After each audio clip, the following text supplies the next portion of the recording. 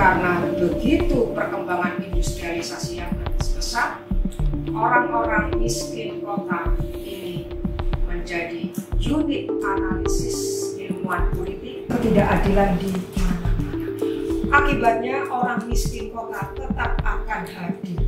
Orang miskin kota kalau nggak dituruti pasti akan menimbulkan masalah baru.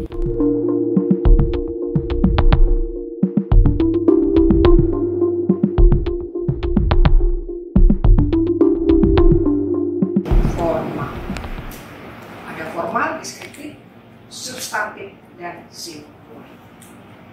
Ya, kita coba kalau berbicara tentang representasi atau ketimpangan gender atau lebih tepatnya ketidakadilan gender.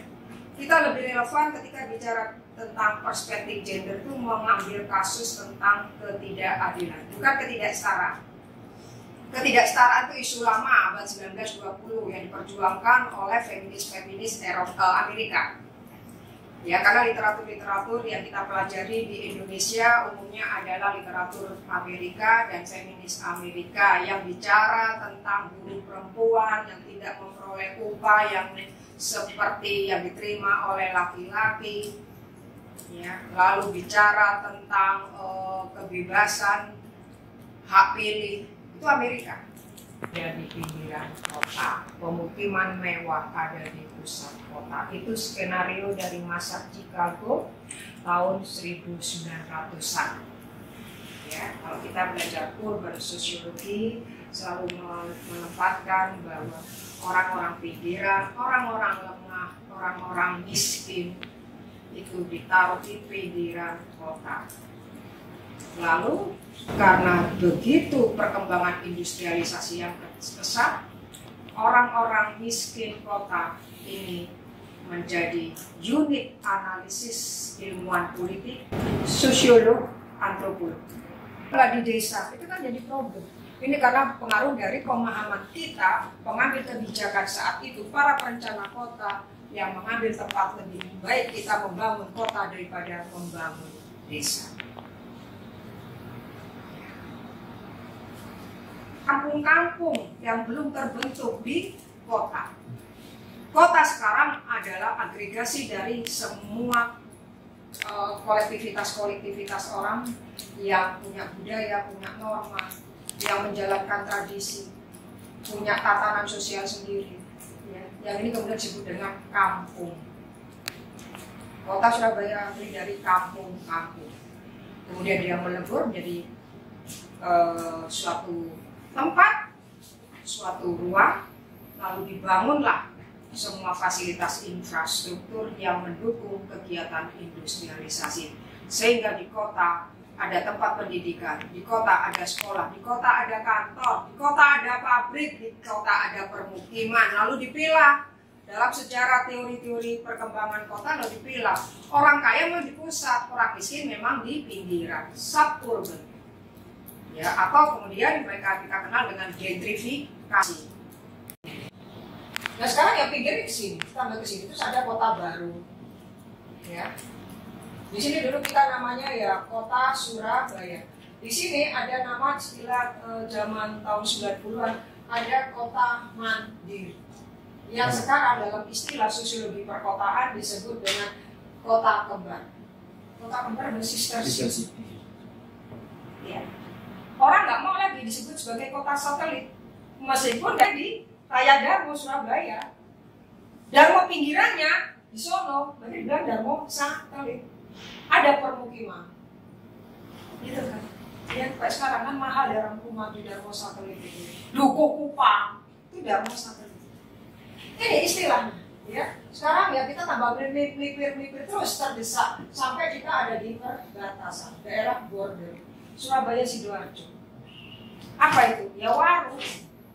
Perbatasan. Ngeni, pasar Ngeni. Ini dari warung ya, pasar Ngeni. Terminalnya, terminal bungut asing.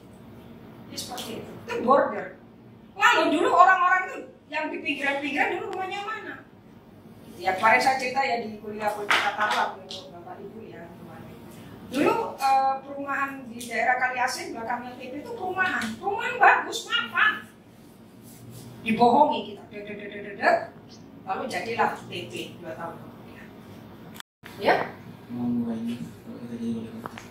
Ya urek, mengurainya apa?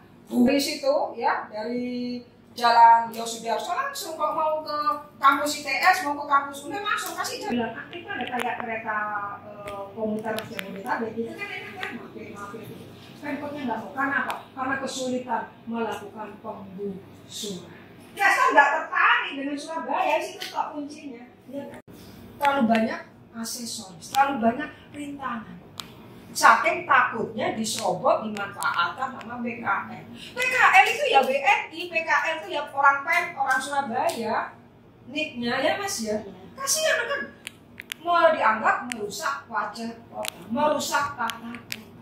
Iku aku bangun iku TAK ya. Nah, gitu ya kasus Taman Bungkul itu. Aku TAK bangun Taman Bungkul iki. Oh, jadi itu rek rumput iki larang. Apa gitu? Ketidakadilan di mana-mana. Akibatnya orang miskin kota tetap akan hadir. Orang miskin kota kalau nggak dituruti pasti akan menimbulkan masalah baru. Kriminalitas, ya teori kriminologi gitu. Ada kriminalitas. Kriminalitas itu bahaya. Akan menimbulkan banyak dampak kekerasan-kekerasan yang lain. Perilaku kekerasannya yang lain.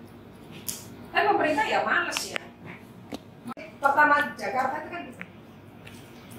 Kopaja, Metro Mini, PPD, Maya Sari Bakti, itu dia kamu lewat jalur mana, yaudah nanti kamu tak kasih line ini ya, busway-nya lewat yang situ. Makanya ada koridor 1, 2, 3 itu berdasarkan jalurnya yang dia lewati oleh angkutan-angkutan konvensional. Kita niru itu kenapa sih nggak bisa kota ya? Kalau saya punya ide, kalau saya jadi wali kota, tak bangun model itu.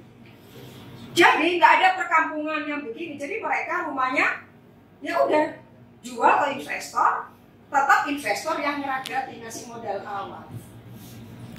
Enak kan, tertib kan, kotanya bersih kan. Kita boro-boro di boro. Oh sih, kali ada tanah kosong nih. Ayo, gitu loh. Sekarang kan gitu tren kebijakan. Ini ada tanah kosong. Jadi kepala dinas itu apa investasi yang ada semua provinsi. Ini ada rumah kosong nih, rumah kayak gitu, kayak logikanya Balik sama Tito itu loh. Itu ada tuh pulau kosong dijual kayak gitu loh. Logikanya itu sama semua seperti itu. Lapor ke rakyat nggak lapor DPR. Itu kan ngawur itu, menteri yang kebablasan. Terus Aceh, mutasikan provinsi. Setiap wilayah itu namanya daerah otonom. Setiap daerah otonom punya kewenangan untuk mengelola ketentuan batas-batas administratifnya. Itu harus diikuti skripsi. Selalu bilang batas lintang utara, lintang selatan, kalau nulis gitu. Kayak itu lihat geografisnya, diukur ketepatan waktunya itu loh, ketepatan tempatnya. Bujur barat, bujur timur kan gitu ya. Itu geografis. Administrasinya kota Surabaya itu berdiri dalam sebutan daerah otonom kota Surabaya. Dan yang penting juga harus kita akomodasi. Kan jatuhnya kan jadi vis-a-vis bahwa antara kita mengikuti yang sudah jalan dan atau kita radikal misalkan menurut aman. Nah kita ini kan sebagai pemilik status quo juga mikir gimana status quo kita akan dapat minimal 10 tahun. Jadi mulai dari mana? Kumpulkan anggota DPR, terutama DPR yang dari Dapil Surabaya, Sidoarjo, kumpulkan. Kita minta pendapat. Ya kayak FGD gitu. Kita mau merancang apa? Kalau buat skenario A, B, C, D, E, F, Surabaya ini lebih layak dihuni, ditinggali oleh semua orang, lebih menguntungkan juga bagi investor. Desain tata kotanya apa? Bayar ada, desainer itu ada. Kita masa nggak mau bayar, mas ada. Ahli desainer kota Surabaya cirinya apa? Oh dia satu dia punya pelabuhan, ya. Dia juga punya potensi industri, dia juga ada pendidikan, dia ada pemukiman umumnya. Mereka mikir gitu. Udah Jakarta, miniatur Jakarta lah. Undang itu para perencana kota mas. Desainer kota internasional undang, bayar sekali duduk mereka kan tak dibayar misalnya 1 miliar sejam. Ya jangan undang jangan kan cuma dari Jepang.